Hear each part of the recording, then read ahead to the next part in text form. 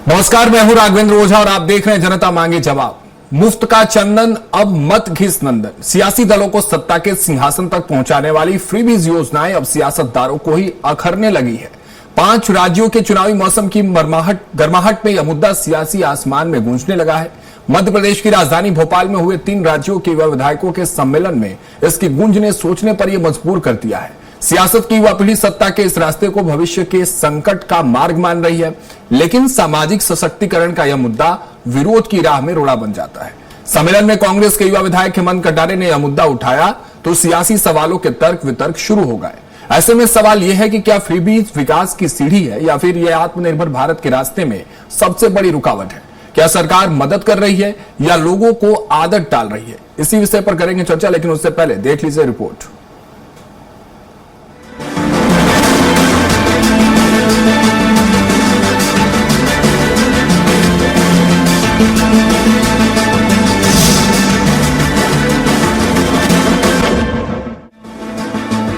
मध्य प्रदेश में फ्रीबीज यानी मुफ्त योजनाओं को लेकर सियासत तेज है।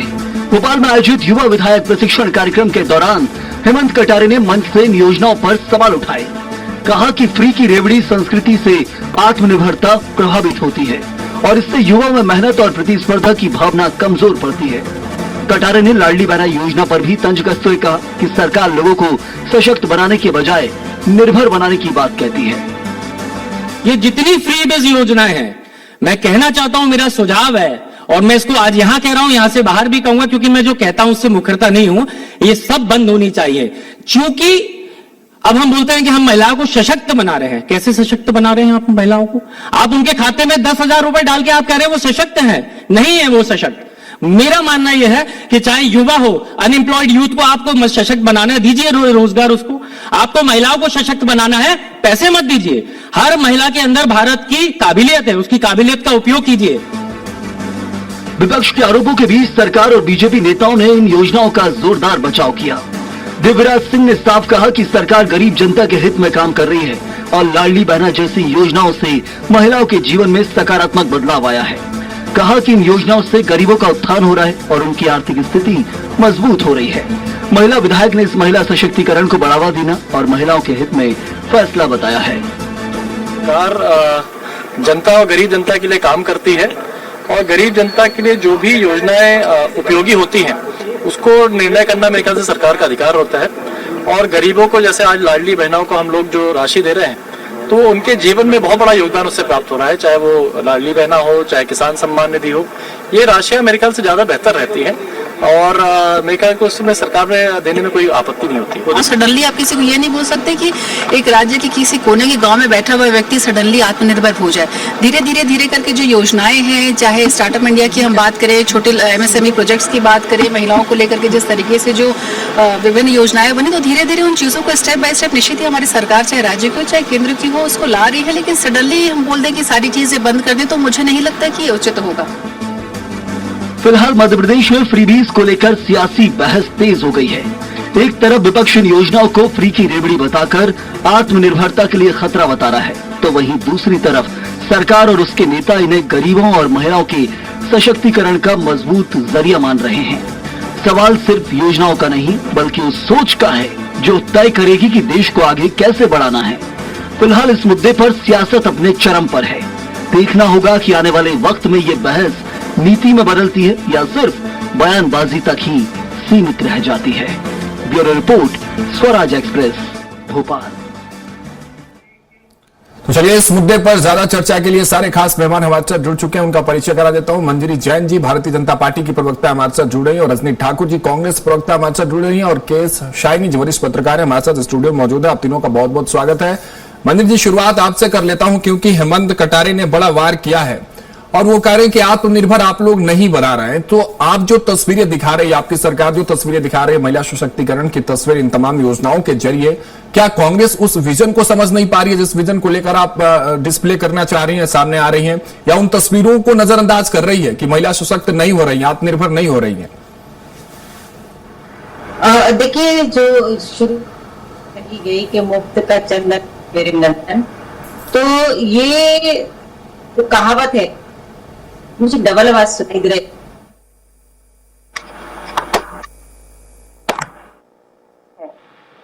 चरितार्थ होती है जब हम बिना उद्देश्य के किसी को पैसा देते हैं। इसका उद्देश्य क्या है? महिलाओं को आत्मनिर्भर बनाना, उनका सशक्तिकरण करना, उनके भविष्य का निर्माण की नींव है ये। आज यदि हम लाडली बहनों को पैसा देते हैं तो वो उनके आर्थिक सशक्तिकरण के लिए देते हैं, उनके परिवार में सहभागिता सुनिश्चित होती है उससे। अपने बच्चे के लिए यदि उनको पोषण के लिए कोई आहार लेना है तो वो ले पाती हैं, यदि घर में कोई जरूरत का सामान चाहिए तो वो ले पाती है। और ऐसे कई उदाहरण है कि जहां महिलाओं ने वो छोटा छोटा पैसा जोड़कर अपना एक स्टार्टअप शुरू किया, एक छोटी सी दुकान शुरू कर दी, अपनी बेटी की फीस भर दी, वो कभी अपनी डॉक्टर की पढ़ाई कर रही, कोई इंजीनियरिंग की पढ़ाई कर रही। तो ये कहीं ना कहीं जब हमको देखिए, महिलाओं की आदत होती है कि वो छोटा छोटा पैसा इकट्ठा करके जब जरूरत होती है तो घर में जब कोई संकट आता है या किसी जरूरत के समय वो अपना वो पैसा निकाल के देती है। तो महिलाओं की जो आदत है मैनेजमेंट के पैसे को, तो वो हमें अब देखते हैं कि जो जो पैसा दिया जाता है वो एक तो वहां की अर्थव्यवस्था को सुचारू चलाता है, उसमें गति लाता है, और दूसरी बात हमारी बहनें जो है वो आत्मनिर्भर होती हैं। अगर जितनी भी योजनाओं की मैं बात कर लूं, लाडली लक्ष्मी से लेके लाडली बहना तक, तो आप बता दीजिए लाडली लक्ष्मी जब योजना आई तब मध्य प्रदेश के अंदर क्या हालात थे, और उन हालातों को देखते हुए जब लाडली लक्ष्मी आई तो हम देखते हैं कि आज जो हमारा लिंग भेद है, जो हमारा रेशियो था वो आज कितना बदल गया है। कहाँ हम 9 से 12 पर थे, आज 970 पर पहुंच गए हैं। तो लगातार इसमें कहीं ना कहीं बहुत बड़ा बदलाव अगर देखने को मिल रहा है तो इन्हीं योजनाओं के मार्फत मिल रहा है। कन्यादान योजना की बात कर लीजिए, उसे भी ये फ्री की कहेंगे। तो आप बताइए कि एक गरीब माता पिता कभी ये सपना सोच सकता था कि उनकी बेटी का विवाह इतना अच्छे से हो जाएगा? लाडली लक्ष्मी कन्यादान योजना से फर्क ये आया कि पहले जब जहाँ बेटा का जन्म होता था तो बधाइयां बजती थी, लेकिन आज लाडली का जब जन्म होता है तो वो लक्ष्मी के रूप में घर में आती है और उसको रथ में भी लेकर आते, कई घर में बड़ा उत्साह मनाया जाता। तो ये एक सोच बदलने का काम किया। सिर्फ ये योजना नहीं थी, ये बहुत बड़ा क्रांतिकारी परिवर्तन था जो भारतीय जनता पार्टी की सरकार के द्वारा जो योजनाएं लाई गई वो लगातार बहुत बड़ा परिवर्तन लेकर आए। अब लाडली बहना की जब मैं बात करती हूँ तो आपको मैं उसको पहले ही समझा चुकी हूँ कि किस तरह से लाडली बहनों के जीवन में कितना बड़ा उस जो लाडली बहना का जो पैसा उनके जीवन में आ रहा है उससे कितना बड़ा फर्क आ रहा है। तो ये मुफ्त की योजना नहीं है, ये भविष्य के निर्माण की नींव है। और लगातार चाहे वो युवा हो, चाहे वो किसान हो, चाहे वो गरीब हो, सबके जीवन में आमूलचूल परिवर्तन यदि आ रहा है। यदि हम युवा की बात करते हैं तो युवाओं का यदि पेट भरा नहीं होगा, युवाओं को हम राशन नहीं देंगे, उस परिवार में यदि राशन नहीं पहुंचेगा, पेट भरा नहीं होगा तो वो कैसे कुछ आगे का सोच पाएंगे? तो जो बेसिक जो बुनियादी जरूरत है उनको पूरा करना सरकार का कर्तव्य होता है। तो हम चाहे राशन दे रहे हैं या लाडली बहना को पैसा दे रहे हैं या स्वास्थ्य आयुष्मान कार्ड के जरिए अगर हम स्वास्थ्य बीमा कर रहे हैं, उनके स्वास्थ्य की रक्षा कर रहे हैं, पढ़ाई के लिए बच्चियों को पैसा दे रहा है, छात्रवृत्ति दे रहा है, तो कहीं ना कहीं ये भविष्य के निर्माण के लिए ही कर रहा है। तो इसको मुफ्तखोरी कहना मतलब ये कांग्रेस की जो वही मानसिकता है जो बहुत पहले कहते थे गरीबी हटाओ गरीबी हटाओ, लेकिन गरीबी हटाने का नारा तो दिया लेकिन काम कुछ नहीं किया। गरीब वही फटेहाल मरता रहा क्योंकि इनको तो सिर्फ वोट बैंक की राजनीति करना थी और आज भी ये वोट बैंक की राजनीति करते हैं और इसीलिए आज जनता समझ चुकी है, जनता ने इनको घर बैठाने का काम इसी वजह से किया है। लेकिन ये जो हेमंत कटारे कह रहे हैं, मंत्री जी एक छोटा सा रिएक्शन चाहता हूं कि उस पर क्या कुछ कहेंगे? आप कह रहे हैं कि नहीं ऐसा कुछ है नहीं, महिलाएं जो है वो आप पर निर्भर होते जा रही है, सरकार पर डिपेंडेंसी जो है वो रेट बढ़ रही है। इन सारी सवालों के जवाब किस तरह से देंगे? छोटा सा जवाब, फिर रजनी जी आपके पास आता हूँ। देखिए, हेमंत कटारे जी जो है सिर्फ भाषण देना जानते हैं और कांग्रेस के नेताओं की आदत है वो जमीन पर काम नहीं करते, सिर्फ भाषण। अरुण यादव जी ने कहा कि भाषण से काम नहीं चलेगा, इनके खुद कांग्रेस के नेता रजनी जी ठीक है, भाषण से काम नहीं चलेगा, आप जमीन पे काम करते ठीक है, तो जमीन पे काम नहीं करते, इनको हाँ, पता नहीं है। ठीक है मंत्री जी, आ गई आपकी बात, लौटूंगा आप तक, बात आ गई और रिएक्शन भी आपके आगे। रजनी ठाकुर जी हमारे साथ जुड़ी है कांग्रेस पर। तो रजनी जी, क्या सच में नहीं लगता क्या कि महिलाएं सशक्त हो रही हैं? जो तस्वीरें अभी भी डिबेट में जो मंत्री जी ने दिखाने की कोशिश की कि महिलाएं किस तरह से उन पैसों का इस्तेमाल कर रही हैं, तो उन तस्वीरों को दरकिनार करके क्या सिर्फ पार्टी लाइन पे बात करना? और खैर मैं तो ये समझता हूं कि आप लोग इस मुद्दे पर बटे हुए हैं। आप फ्रीबीज की बात करती हैं, पैसे बांटने की बात करती हैं, खुद उस समय आपके ये ज्ञान और ये बातें कहां थी, ये विचार कहां थे जब कमलनाथ ने 1500 रुपए देने का वादा किया? मंत्री जी और इनकी पार्टी ने तो 1000 रुपए देने की बात कही, लेकिन भरोसा उस पर किया गया। तो सिर्फ पैसे बांटने पर भरोसा नहीं किया गया, इस पैटर्न को भी समझिए रजनी जी, और इस पर भी काम करने की जरूरत है। रजनी जी,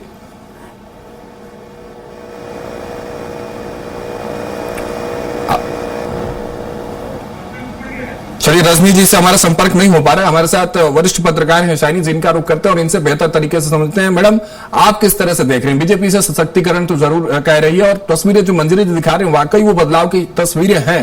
हकीकत में वो ग्राउंड पर तस्वीरें दिखती हैं, महिलाएं सशक्त हो रही हैं। लेकिन कांग्रेस के जो इस पर सवाल है, क्या ये मुद्दा राजनीति का है या सामाजिक जागरूकता है? समाज को इसकी आवश्यकता है? ऐसे क्या बात कर लें, अगर समाज को ऐसे नियमों की, ऐसे जो रूल्स हैं उनकी आवश्यकता है, ऐसे अभियानों की आवश्यकता है, ऐसे क्रांति की आवश्यकता है, जो बात मंजिल जी कह रही थी, या सिर्फ कांग्रेस इसे नैरेटिव जो है वो सेट करने की कोशिश कर रही है? राघवन जी, देखिए, इसमें दो पक्ष हैं।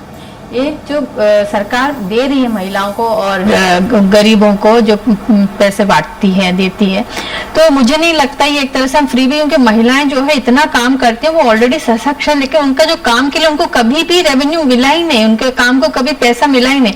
They are working without pay, है ना। हर घर में जो महिला मैनेज करती हैं वो सब अगर हम जीडीपी में काउंट करने लगे तो वो जीडीपी बहुत बढ़ जाएगा, लेकिन उनके काम के लिए कभी भी उसको काउंट ही नहीं किया गया है।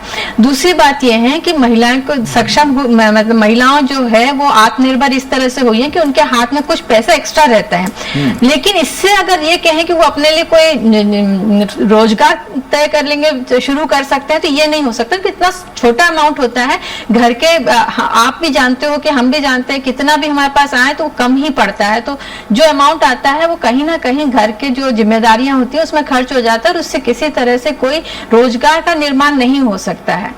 तो ये तो एक पक्ष हो गया। दूसरा पक्ष है कि क्या हमारा राज्य जो है इसके लिए तैयार है क्या हमारे पास रेवेन्यू एक्सपेंडिचर जो है वो, आप देखिए कि हम सबसे ज्यादा फ्रीबीज में दे रहे हैं। हमारे 19% ऑफ द बजट जो है वो लाडली बहना में जाता है। बाकी पेंशन, लाडली लक्ष्मी, ये जो राशन है, किसानों को जो हम देते हैं, ये सब मिला दे तो 75% जो बजट है वो सैलरीज है, पेंशन है, इसमें जा रहा है। तो रेवेन्यू कहां से आएगा? 25% डेवलपमेंट कैसे होगा स्टेट का? स्टेट के डेवलपमेंट में आपके पास सिर्फ 25% ही बचता है, तो इससे आपके सारे डेवलपमेंट के जो काम हैं वो रुक जाते हैं। तो ये अगर जैसे तमिलनाडु जैसा स्टेट है, वो भी कई सालों से, जयललिता के टाइम से वहां पे फ्रीबीज दे रहे हैं। वो आपके अपने जो लोग हैं जो गरीबी रेखा के नीचे हैं, उनको उद्धार, उनका लाइफस्टाइल इंप्रूव करना ये सरकार की जिम्मेदारी है, और वहां पे कई सालों से किया। लेकिन वो स्टेट के पास रेवेन्यू जनरेशन भी बहुत ज्यादा है।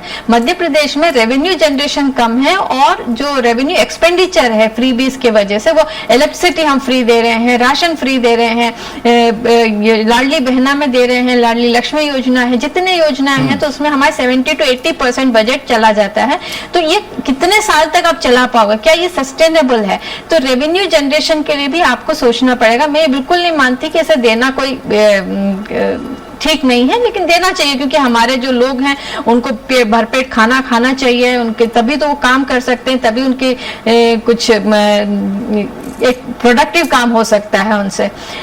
तो ये सब चीजें ठीक है, लेकिन हमें अपने स्टेट का जो बजट है उसको भी देखना पड़ेगा, कहीं ना कहीं बैलेंस बनाना पड़ेगा, रेवेन्यू एक्सपेंडिचर और रेवेन्यू क्या बोलते हैं, हाँ, रेवेन्यू को और भी बढ़ाने के लिए उसमें काम करना होगा। Surplus budget. हाँ, अब ये सरकार का विजन होगा ना मैडम, सरकार किस तरह से इसको प्लान करती है इन फ्यूचर, और किस तरह से इन चीजों को आगे लेके बढ़ती है। लेकिन रजनी जी हमारे साथ जुड़ चुकी हैं, संपर्क इनसे हमारा नहीं हो पाया था बीच में। रजनी जी, मैडम भी कह रही हैं कि पेट भरने के लिए और घर चलाने के लिए ये योजनाएं सही है, महिलाएं सशक्त हो रही हैं, लेकिन इस बात से कांग्रेस के पेट में क्या दर्द है ये मैं नहीं समझ पा रहा हूं। और क्या इस मुद्दे पर जो कटारे साहब कह रहे हैं उस पर आप लोग एक साथ हैं या इस पर भी बटे हुए हैं? रजनी जी।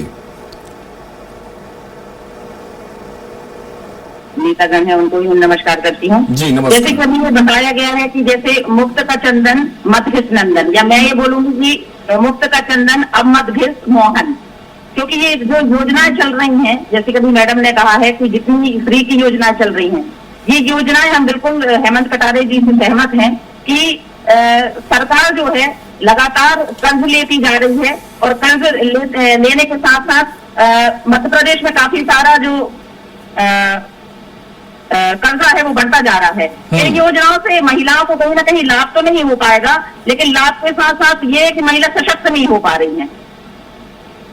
आप देख सकते हो कि मध्य प्रदेश में कम से कम हर महिला को 1500 रुपए प्रति माह मिलता है, और लगभग जो आंकड़ा बता रहा है नवभारत टाइम्स का 125 करोड़ महिलाओं को ये लाभ प्राप्त हो रहा है। मतलब अगर 125 करोड़ 1500 महिलाओं को प्रति महिला दे रही है, तो मध्य प्रदेश सरकार 1875 करोड़ प्रति माह मध्य प्रदेश। नहीं मैडम, काउंटर क्वेश्चन जो मैं उस समय भी आपसे कर रहा था संपर्क में, ये विचार, ये थॉट, ये तमाम ज्ञान और ज्ञान की बातें उस वक्त कहां थी जब कमलनाथ जी ने चुनाव से पहले कहा कि हम भी 1500 देंगे, आप भी तो यही वादा कर रहे थे, तो फिर आज ये ज्ञान अचानक से कहां आया? सवाल एक ये है। दूसरा सवाल ये है रजनी जी आपसे कि भारतीय जनता पार्टी ने 1000 रुपए देने का वादा किया और कहा कि चरणबद्ध तरीके से सशक्त करने के लिए बढ़ाएंगे।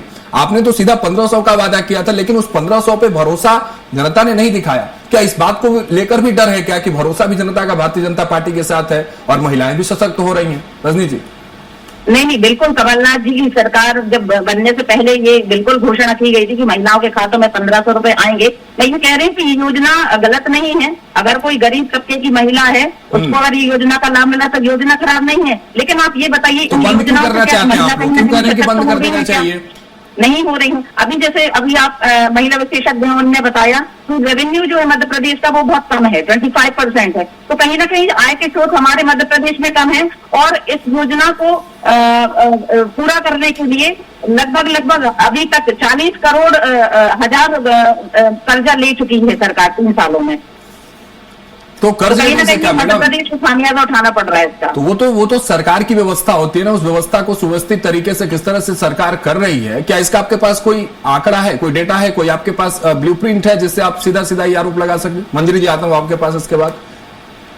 देखिए, पीआरएस रिपोर्ट के आधार पर तो मुझे यही जानकारी मिली है कि 2024 से 25 के बीच में इस लाडली बहना योजना के लिए 18,984 करोड़ रुपए खर्च किए गए। फिर 2025 से 26 के बीच में 18,669 करोड़ का कर्जा लिया गया, और अब 26 से 27 जब आने वाला है तो इसमें लगभग 23,882 करोड़ सरकार कर्जा लेने वाली है। तो ये फ्री की रेवड़ियां बांट रहे हैं जहां पर महिलाएं सशक्त नहीं हो रही हैं। इन योजनाओं के बदले अगर ये पैसा कहीं ना कहीं महिलाओं को सुरक्षा प्रदान की जाए, महिलाओं के लिए शिक्षा के लिए काम किया जाए, रोजगार के लिए काम किया जाए, जो नए बच्चे जो हैं, जो युवतियां हैं, जो फॉर्म्स भरती हैं, उनके अगर फ्री फॉर्म्स किए जाए तो ये कहीं ना कहीं ये ज्यादा कारगर होगा। मंजरी जी ठीक है, आर्थिक स्थिति को लेकर सवाल उठा रही है रजनी जी, तो इसको लेकर क्या व्यवस्था बना रही है और जो विकल्प आप लोगों ने तय किए, मैं चाहता हूं कि उस पर भी आप जवाब दें कि किस तरह से बातचीत भी हो रही है, चर्चाएं भी लगातार आई है। मुख्यमंत्री मोहन यादव ने भी ये बात कई दफा कही है कि जो ये लाडली बहना योजना से सशक्त और उनको नौकरी और उसमें रोजगार देने की बात, उसकी प्लानिंग किस तरह से हो रही है, क्योंकि फ्यूचर के साथ विजन भी बेहद जरूरी है, नहीं तो ऐसे सवाल विपक्ष की तरफ से आते रहेंगे। विपक्ष को तो इसलिए सवाल करना भी नहीं चाहिए कि हिमाचल में इनकी सरकार है, कर्नाटक में इनकी सरकार है, इन्होंने भी वहां घोषणाएं की। वो बात अलग है कि अपने घोषणा करने के बाद मुकर जाते हैं, सिर्फ वोट के लिए घोषणाएं करते हैं। जैसे कि मध्य प्रदेश में भी हमने 2018 में देखा था कि हम किसानों का कर्ज माफ करेंगे, वो किया नहीं। फिर कहा था कि हम 4,000 रुपए बेरोजगार युवाओं को देंगे, वो दिए नहीं। और फिर इसके बाद जो चुनाव हुए 2023 में, तो उसमें कहा कि हम नारी सम्मान के 1500 रुपए देंगे। तो इनको झूठ बोलना अच्छा, और फिर उसके बाद लगातार ये कहते रहे कि सरकार झूठ बोलती है, चुनाव हो जाएंगे तो उसके बाद ये लाडली बहना के पैसे बंद कर देंगे, क्योंकि इनकी मानसिकता वैसी थी। तो उसी चश्मे से ये हमें भी देख रहे थे।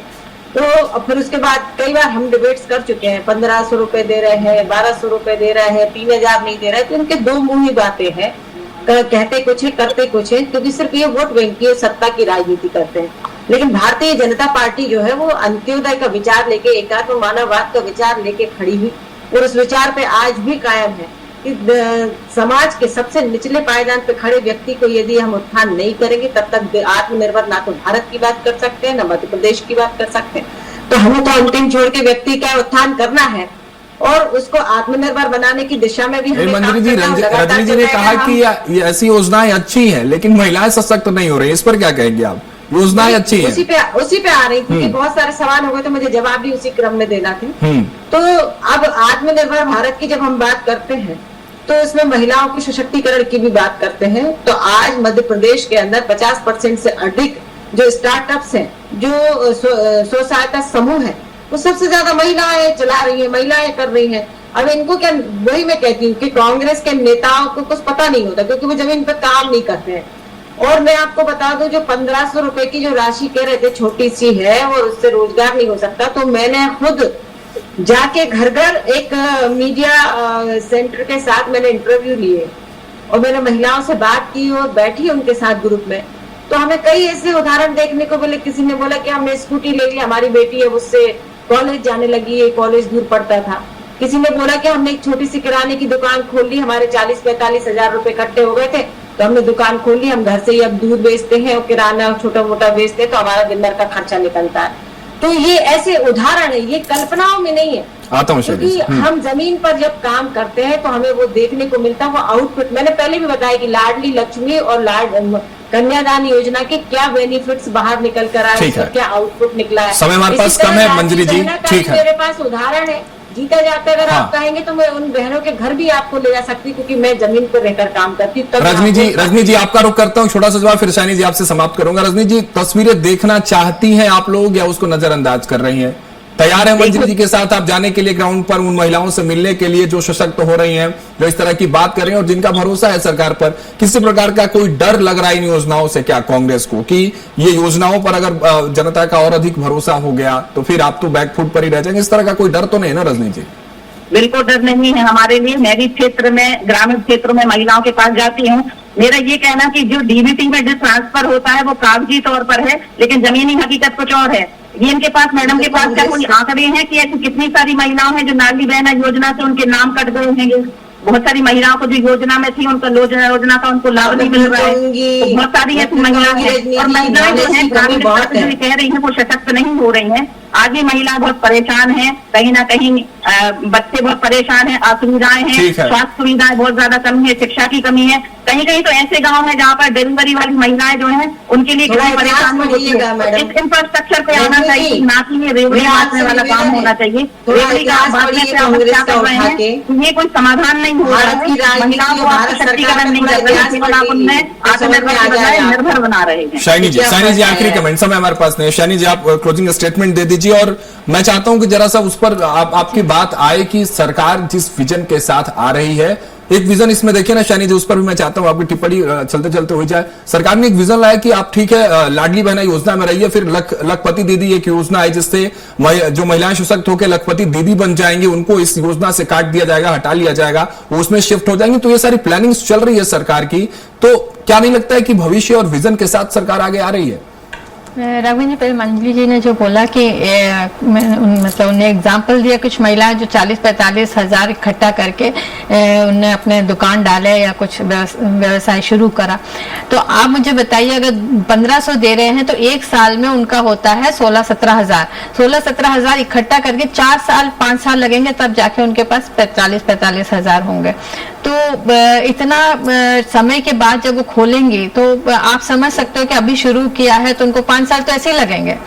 तो हो सकता है कि उनके पास अपना मतलब एक आय का स्रोत हो, जो उनके पास पहले से कुछ जमा हो, उसको इसमें मिला के उन्होंने किया हो, लेकिन सिर्फ इसी से कोई भी अपना व्यवसाय नहीं शुरू कर सकता। मैं सिर्फ इतनी बात कह रही थी। और घर की भी जिम्मेदारियां होती हैं तो वो नहीं बच पाता है। दूसरी बात है, जैसे आपने कहा कि आपका सवाल था कि अगर इसको दूसरे योजनाएं भी सरकार चला रही हैं और लाडली ड्रोन ड्रोन दीदी है, और ये सब, तो उसमें निश्चित तौर पे महिलाओं को कहीं ना कहीं सरकार अलग अलग योजनाओं के थ्रू सशक्त कर रहे हैं। लेकिन मेरा सिर्फ ये मानना है कि जो फ्रीबीज दे रहे हैं उसमें सरकार को अपना रेवेन्यू जनरेशन का भी कोई एक स्रोत बना, जैसे मैन्युफैक्चरिंग सेक्टर शुरू करें मध्य प्रदेश में, इस तरह के इंफ्रास्ट्रक्चर डेवलप करें कि ताकि यहाँ पे रेवेन्यू जनरेट हो। आप अगर स्टेट के पास रेवेन्यू नहीं है और आप कर्ज लेकर अगर इस तरह के योजनाएं चलाएंगे तो कर्ज के बोझ के तले दब जाएगी स्टेट, और कुछ समय बाद ये इतना ज्यादा हो जाएगा कि सारे व्यवस्था जो है चरमरा जाएगा। इतना महंगी हो जाएगी चीजें, पेट्रोल महंगी हो जाएंगी, आप यहाँ से वैट लेने लगेंगे, ऑलरेडी सबसे ज्यादा वैट ले। तो ये सब चीजें जो है आपको सोचना चाहिए किस तरह आगे भी ये फिजिबल हो। ये तभी फिजिबल होगा जब आपके पास कहीं से रेवेन्यू जनरेशन का भी सोर्स हो। तो बाकी फ्रीबीज आप देखिए, एक सवाल तो है जो आपने कहा कि सस्टेनेबिलिटी को लेकर सवाल है, लेकिन सरकार देखिए अभी 2-3 साल हो गए सरकार को, 2 साल से अधिक का समय विपक्ष लगातार सवाल उठाता रहा कि बंद हो जाएंगे चुनाव के बाद और नहीं होंगे, लेकिन राघवेंद्र जी देखिए कहाँ से आ रहा है पैसे। आपके स्टेट से रेवेन्यू जनरेट होके तो नहीं, मैं वही बात कह रही हूँ, अगर आपके स्टेट का रेवेन्यू जनरेशन इतना ज्यादा हो कि आप इस तरह के फ्रीबीज दे सकते हो तो ठीक है, लेकिन अगर आपको खर्च लेकर करना पड़ रहा है तो ये फिर एक मतलब आगे एक फोरसाइटेड योजना नहीं हो सकता है। चलिए ठीक है शाइनी, इस बात आगे देखते हैं सरकार इस पर किस तरह से अमल करती है और आगे क्या कुछ योजनाओं में और भी सुधार आते हैं और सुदृढ़ तरीके से इसको कैसे आगे बढ़ाया जाता है। बहुत शुक्रिया मंजू जी हमारे साथ जुड़ने के लिए, रजनी जी आपका और के शाइनी जी आपका बहुत बहुत शुक्रिया हमारे साथ इस चर्चा में जुड़ने के लिए।